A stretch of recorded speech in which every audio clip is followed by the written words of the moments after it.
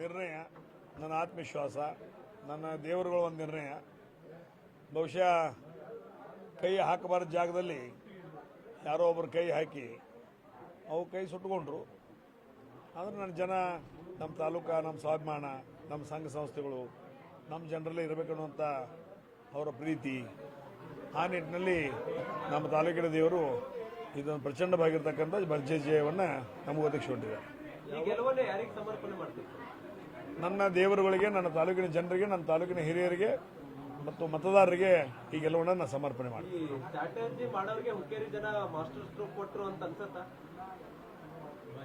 ಅದು ಬಹುಶಃ ನಿಮಗೆ ಗೊತ್ತಾಗ್ಬೋದು. ಅಷ್ಟೇ ನಾವು ಮಾಸ್ಟರ್ ಸ್ಟ್ರೋಕು, ಆ ಸ್ಟ್ರೋಕು, ಈ ಸ್ಟ್ರೋಕು ಗೊತ್ತಿಲ್ಲ. ಒಳಗೆ ಬರೋರನ್ನು ಹೊರಗೆ ಹಾಕಿದ್ದೀವಿ, ಇಷ್ಟು ಗೊತ್ತು. ಒಳಗೆ ಬರೋರನ್ನು ಹೊರಗೆ ಹಾಕಿದ್ದೀವಿ. ಏನು ಸ್ಟ್ರಾಟಜಿ ಇಲ್ಲ. ನಮ್ಮ ತಾಲೂಕ ನಾವು ಸುರಕ್ಷಿತವಾಗಿರ್ಬೇಕು. ಸ್ಟ್ರಾಟಜಿ ಏನು ಅವಶ್ಯಕತೆ? ನಿಮ್ಮ ಮನ್ಯಾಗ ತೊಡಗು ಬರಾಕತ್ರ ನೀವು ಈ ಸ್ಟ್ರಾಟಜಿ ಮಾಡೋ ಪ್ರಶ್ನೆ ಇಲ್ಲ. ಹಿತ್ತಲವಾಗಲ ಮುಂದಿನ ಬಾಗಲ ಸರಿ ಮಾಡಿ ಇಟ್ಕೊಂಡು ಮ್ಯಾಗಿನ ಹಂಚ ಸರಿ ಮಾಡಿ ಇಟ್ಕೊಂಡು ಹೋಗ್ಬೇಕು. ಇಷ್ಟೇ. ಸ್ಟ್ರಾಟಜಿ ಅವಶ್ಯಕತೆ ಇಲ್ಲ. ಬೇರೆದವ್ರ ಮನೆಗೆ ಬರಬಾರ್ದು ಅನ್ನೋಂಥ ವ್ಯವಸ್ಥೆಯಲ್ಲಿ ನಾವಿರಬೇಕು. ಒಬ್ಬರು ಬರಲಿಲ್ಲ, ಘಟಾನುಘಟಿಗಳು ಎಲ್ಲರೂ ನಿಮ್ಮ ತಾಲೂಕಿನಾಗ ಇದ್ರೆ ಆದ್ರೂ ಕೂಡ ನಿಮ್ದು ಘಟಾನಿಗ ಈ ನೋಡ್ರಿ, ಸ್ವಾಭಿಮಾನದ ಮುಂದೆ ದನ, ಇವು ಹಣ ಮತ್ತು ದರ್ಪ ಮತ್ತು ಈ ಗುಂಡಾಗಿರಿ ಅಥವಾ ಘಟಾನುಘಟಿ ಏನೂ ನಡೆಯುವುದಿಲ್ಲ. ಸ್ವಾಭಿಮಾನ ಇಸ್ ವೆರಿ ಶ್ರೇಷ್ಠ. ಅದು ಸ್ವಾಭಿಮಾನ ಅನ್ನೋದು ಮನುಷ್ಯ ಇವತ್ತು ಸ್ವಾಭಿಮಾನದಿಂದ ಬದುಕಬೇಕು ಅನ್ನುವಂಥ ನಿರ್ಣಯ ಮಾಡಿ ಹುಟ್ಟಿರ್ತಾನೆ. ಆ ನಿಟ್ಟಿನಲ್ಲಿ ಸ್ವಾಭಿಮಾನ ಬಹಳ ಶ್ರೇಷ್ಠ ಇದೆ. ಆ ಸ್ವಾಭಿಮಾನ ಜನ ಯಾವುದಕ್ಕೂ ಬಗ್ಗದೇನೆ ಸ್ವಾಭಿಮಾನದ ಮುಖಾಂತರ ಮತ ಚಲಾವಣೆ ಪ್ರಚಂಡವಾಗಿರ್ತಕ್ಕಂಥ ಗೆಲುವನ್ನು ಕೊಟ್ಟಿದ್ದಾರೆ. ನಾನು ಅದು ಹೇಳಿದ್ವಿ, ನೀವು ತಪ್ಪಾಗಿ ಉಲ್ಲೇಖ ಮಾಡ್ತಾ ಇದ್ದೀರಿ. ಅದು AB ಪಾಟೀಲ್ರಿಗೆ ಅವರು ಯಾರೋ ಒಬ್ರು ಅಂದಿದ್ರು, ಅವರು ಡಮ್ಮಿ ಅದಾರೆ ಅನ್ನೋಂಥ ಮಾತನ್ನು ಹೇಳಿದ್ರು. ಯಾರೋ ಒಬ್ರು ನಂಗೆ ಪತ್ರಕರ್ತರು ಹೆಬ್ಬಾಳದಲ್ಲಿ ಕೇಳಿದ್ರು. ಅದು ಸತೀಶ್ ಜಾರಕಿಹೊಳಿ ಯಾರೋ ಹೇಳಿದ್ರು. ಅದನ್ನ ಅವರೇನೋ ಅವರು ಡಮ್ಮಿ ಅನ್ನೋಂಥ ಮಾತನ್ನು ಹೇಳಿದ್ರು. ಅದಕ್ಕೆ AB ಪಾಟೀಲ್, ನನ್ನ ಹಿರಿಯ ಸಹೋದರ ಆಗಿರ್ತಕ್ಕಂಥ AB ಪಾಟೀಲ್ರು ಡಮ್ಮಿನೋ ಮತ್ತು ಡ್ಯಾಡಿನೋ, ಡಮ್ಮಿನೋ ಅಥವಾ ಡ್ಯಾಡಿ ಅಂದ್ರೆ 28ನೇ ತಾರೀಕು ರಾತ್ರಿ ಹೇಳ್ತೀನಿ ಮಾತನ್ನು ಹೇಳಿದ್ದೀನಿ ಮತ್ತು ಇವತ್ತು ಹೇಳಿದ್ದೀನಿ. AB ಪಾಟೀಲ್ರು ಡಮ್ಮಿ ಅಲ್ಲ, ಅವರು ಡ್ಯಾಡಿ ಅದಾರ. ರಮೇಶ್ ಕತ್ತಿ ಅವರ ಮುಂದಿನ ನಡೆ ಯಾವ ರೀತಿಯಾಗಿರುತ್ತೆ? ಮುಂದಿನ ನಡೆ ಒಂದು ಎಲ್ಲರನ್ನು ಕರ್ಕೊಂಡು ಸಹಕಾರಿ ಕ್ಷೇತ್ರ, ಶೈಕ್ಷಣಿಕ ಕ್ಷೇತ್ರ, ಧಾರ್ಮಿಕ ಕ್ಷೇತ್ರವಾಗಿ ಒಂದು ದಿವಸ ನಮ್ಮ ಜಿಲ್ಲೆಯಲ್ಲಿ ಸಾಕಷ್ಟು ಮುಂದುವರೆದಂಥ ತಾಲೂಕು. ಎಲ್ಲ ಸಮಾಜ ಒಂದು ದಿವಸ ನಮ್ಮ ಜೊತೆ ಉಳಿಬೇಕು. ಎಲ್ಲ ಸಮಾಜಗಳನ್ನ ನಾವು ಜಕ್ಕೊಂಡು ಹೋಗ್ಬೇಕು. ಎಲ್ಲ ಸಮಾಜಗಳನ್ನ ಹಿತವನ್ನು ಬಯಸಬೇಕು. ಎಲ್ಲ ನಮ್ಮ ಮನೆಯಾಗ ಇರಬೇಕು. ಎಲ್ಲ ನಮ್ಮ ಮನೆಯಾಗ ಇರ್ಬೇಕಂತಂದ್ರೆ ಇವತ್ತು ದಿವಸ ಇದು ಪ್ರಜಾತಂತ್ರ ವ್ಯವಸ್ಥೆ. ಪ್ರಜಾತಂತ್ರ ವ್ಯವಸ್ಥೆಯಲ್ಲಿ ಒಂದು ಮನ್ಯಾಗ 3 ಜನ MLAಗಳು, ಒಂದು ಮನ್ಯಾಗ ಒಬ್ಬರ MLC, ಒಂದು ಮನ್ಯಾಗ ಒಬ್ಬರು MP ಅಂದ್ರೆ ಬಾಕಿ ಜನ ಜಿಲ್ಲಾ ಜನ ಏನು ಮಾಡ್ಬೇಕು? ಆ ಒಂದು ನಿಟ್ಟಿನಲ್ಲಿ ಇವತ್ತು ದಿವಸ ರಮೇಶ್ ಕತ್ತಿ ಮುಂದಿನ ಗುರಿ ಏನಂದರೆ ಇವತ್ತು ಜಿಲ್ಲೆಯಲ್ಲಿರ್ತಕ್ಕಂಥ ಎಲ್ಲ ಜನರನ್ನ, ಎಲ್ಲ ಹಿರಿಯರನ್ನ, ಎಲ್ಲ ಸಮಾಜದವರನ್ನ ತೆಕ್ಕೆ ಹಾಕೊಂಡು ಅವ್ರನ್ನ ರಾಜಕೀಯವಾಗಿ, ಧಾರ್ಮಿಕವಾಗಿ, ಶೈಕ್ಷಣಿಕವಾಗಿ, ಸಹಕಾರ ರಂಗದಲ್ಲಿ ಎಲ್ಲ ರಂಗದಲ್ಲಿ ಬೆಳೆಸುವಂಥ ಕೆಲಸ ಮಾಡುವಂಥ ಪ್ರಯತ್ನ ಮಾಡ್ತೀನಿ. ಸಹಕಾರ ರಂಗ ಧ್ರುವೀಕರಣ ಮಾಡಿಸುವ ಪ್ರಯತ್ನ ಮಾಡ್ತೀನಿ. ಅವಶ್ಯವಾಗಿ ಆಗಲೇಬೇಕು.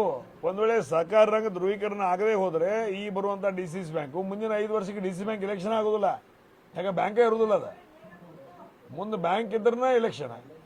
ಈಗ ಅವರು 3-4 ತಿಂಗಳ ಹಿಂದಿಂದ ಅವರು ಪ್ರಚಾರ ಮಾಡಕತ್ತಾರ. 3-4 ತಿಂಗಳ ಹಿಂದಿಂದ ಪ್ರಚಾರ ಮಾಡಕತ್ತಾರ. ಮತ್ತು ಒಂದೊಂದು ಸೊಸೈಟಿಗೆ 1 ಲಕ್ಷ, 2 ಲಕ್ಷ, 3 ಲಕ್ಷ, 4 ಲಕ್ಷ ಕೊಟ್ಟು ವೋಟ್ಗಳನ್ನ ಖರೀದಿ ಮಾಡಕತ್ತಾರ. ಇದು ಉದ್ದೇಶ ಏನು? ಇಷ್ಟೊಂದು ದೊಡ್ಡ ಸರ್ 1,000 PKPs ಅದಾವ ನಮ್ಮ ಜಿಲ್ಲೆಯಲ್ಲಿ. 1,1100 PKPs ಅದಾವ. ಒಂದೊಂದಕ್ಕೆ 2-2, 3-3 ಹಿಡಿದು ಎಷ್ಟು ಹಣ ಆಗುತ್ತೆ? ಅದು ಎಲ್ಲಿಂದ ತರೋದು? ಎಲ್ಲಿ ಹಾಕೋದು? ಅದನ್ನು ಯಾವ ರೀತಿ ಮಾಡೋದು?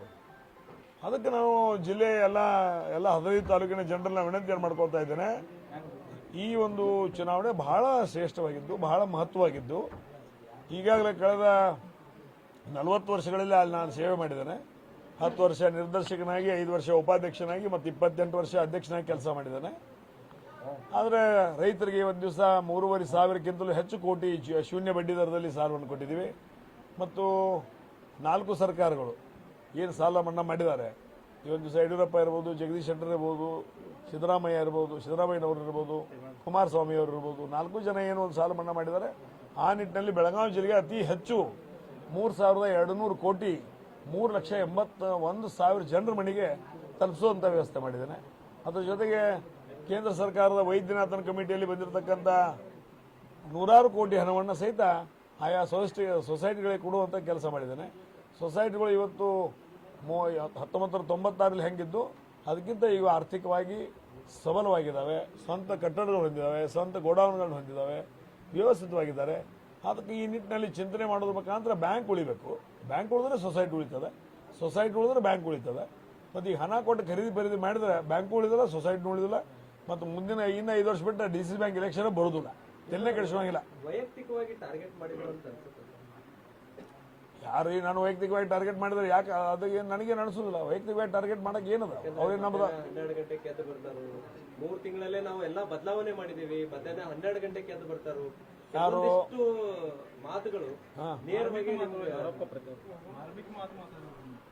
ಅಲ್ಲ, ನನಗೆ ಇನ್ನೂ ಗೊತ್ತಾಗ್ತಾ ಇಲ್ಲ. ಯಾಕಂದ್ರೆ ಮುಂಜಾನೆ ನಾನು 4:45ಕ್ಕೆ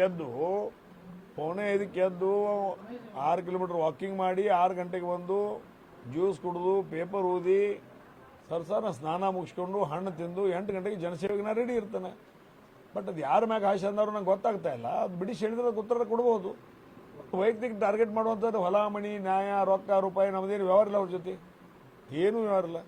ರಾಜಕೀಯವಾಗಿ ಕೆಲವೊಂದು ವಿಷಯಗಳಲ್ಲಿ ನಾವು ಅವ್ರಿಗೆ ಹೆಲ್ಪ್ ಮಾಡಿದ್ದೀವಿ ಹಿಂದಿನ ದಿನಮಾನಗಳಲ್ಲಿ, ಅವರು ಕೆಲವೊಂದು ವಿಷಯಗಳಲ್ಲಿ ನಮಗೆ ಹೆಲ್ಪ್ ಮಾಡಿದರು. ಅದನ್ನ ಬಿಟ್ಟರೆ ಮತ್ತೇನು ಸಂಬಂಧ ಇದಕ್ಕಿಲ್ಲ. ನಮ್ಮ ಅಣ್ಣ ತೀರಿ ಹೋದ ನಂತರ ಏನೋ ಅವ್ರದ್ದು ಒಂದು ಬದಲಾವಣೆ ಕಾಣಲಾರ್ದ ಕೈಗಳು ಕೆಲಸ ಮಾಡೋದು ನನ್ನ ಗಮನಕ್ಕೆ ಬಂತು. ಅದಕ್ಕೊಂದು ಏನು ನಿರ್ಣಯ ಮಾಡಬೇಕು ಅನ್ನುವಂಥ ಮಾತನ್ನು ನಾನು ತಗೊಂಡು ಆ ಪ್ರಕಾರ ನಿರ್ಣಯ ಮಾಡಿ ಮುಂದುವರಿತಾ ಇದ್ದೀನಿ. ಜೊಲ್ಲೆ ಅವರು ಯಾಕೆ ಜೊಲ್ಲೆ ಅವರು ಪ್ರೊಡ್ಯೂಸರ್ ಡೈರೆಕ್ಟರ್ ಆಕ್ಟರ್ ಏನು ಉತ್ತರ ಕೊಡಕ್ಕೆ ಬಯಸ್ತಾರೆ? ಯಾರು ಪ್ರೊಡ್ಯೂಸರು ಡೈರೆಕ್ಟರ್ ಆಕ್ಟರ್ ಅವರೆಲ್ಲರಿಗೂ ಉತ್ತರ ಇವತ್ತು ಕೊಟ್ಟು ಮುಗಿದ ಇನ್ನೇನು ಮತ್ತೆ ಬಗರಿ ಉತ್ತರ ಕೊಡೋದು.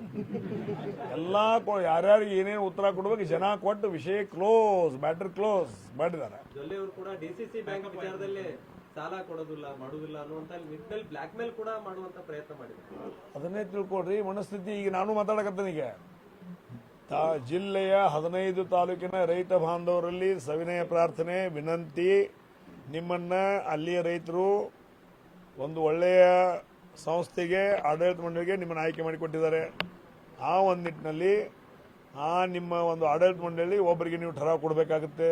ಆ ಠರಾವ್ ಕೊಡ್ರಿ. ಆ ಠರಾವ್ ಮಾರ್ಕೋಬೇಡ್ರಿ. ಆ ಠರಾವ್ ಮಾರ್ಕೊಂಡ್ರೆ DCC ಬ್ಯಾಂಕ್ ಮುಣುಗ್ತದೆ.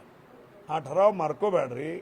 ಠರಾವನ್ನು ಒಳ್ಳೆಯ ಜನ ಸಹಕಾರಿ ಕ್ಷೇತ್ರದಲ್ಲಿ ರೈತರಿಗೆ ಅನುಕೂಲವಾಗುವಂಥ ಯೋಜನೆಗಳು ತರುವಂಥರ ಜೊತೆಗೆ ರಾಜ್ಯ ಮತ್ತು ಕೇಂದ್ರ ಸರ್ಕಾರದ ಯೋಜನೆಗಳು ತಂದು ನಿಮ್ಮ ಮನೆ ಬಾಗಿಲಿಗೆ ಕೊಡುವಂಥ ಜನ ಏನಿರ್ತಾರಲ್ಲ ಅವ್ರಿಗೆ ತಾವು ಮತ ಹಾಕಿರಿ.